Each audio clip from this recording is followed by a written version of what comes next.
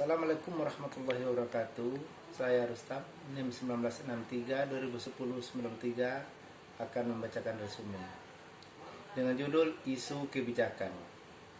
1. Etika kebijakan. Isu generik yang sering dipersoalkan berkenaan dengan etika dalam kebijakan publik. Proses pembuatan keputusan cenderung berhubungan dengan masalah etika. 1. Tahap agenda setting, analisis masalah, identifikasi kriteria. 2. Tahap analisis kebijakan, formulasi dan legitimasi dan adopsi. 3. Tahap alokasi sumber daya, implementasi dan manajemen. 4. Tahap evaluasi, proses dan analisis kebijakan yang sedang berjalan. 2. Paradigmatis kebijakan.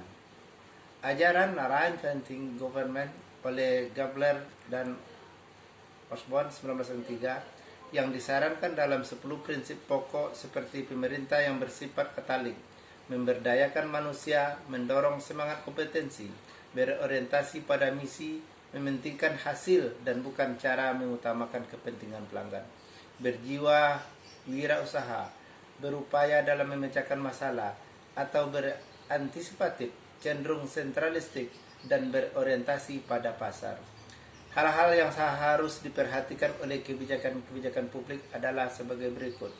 Pertama, pemerintah harus bertanggung jawab atas tersusunnya kebijakan. Dengan kata lain, pemerintah harus mengurusi kebijakan, sedangkan melaksanakan tidak harus pemerintah sendiri. Kedua, pemerintah dalam menyusun kebijakan harus melibatkan masyarakat, karena masyarakat adalah pelanggan. Ketiga, kebijakan harus mendorong tumbuhnya proses belajar dan inovasi di kalangan masyarakat.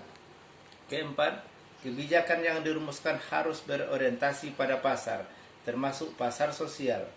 Kelima, kebijakan yang bersifat preventif perlu dilakukan dan hasil atau kinerja kebijakan harus diprioritaskan. Ketiga, kualitas, efektivitas, dan kapasitas kebijakan. Pada dasarnya, kualitas suatu kebijakan dapat diketahui melalui beberapa tolak ukur penting seperti proses, isi, dan konteks, atau susunan di mana kebijakan itu dihasilkan atau dirumuskan. Sekian, terima kasih.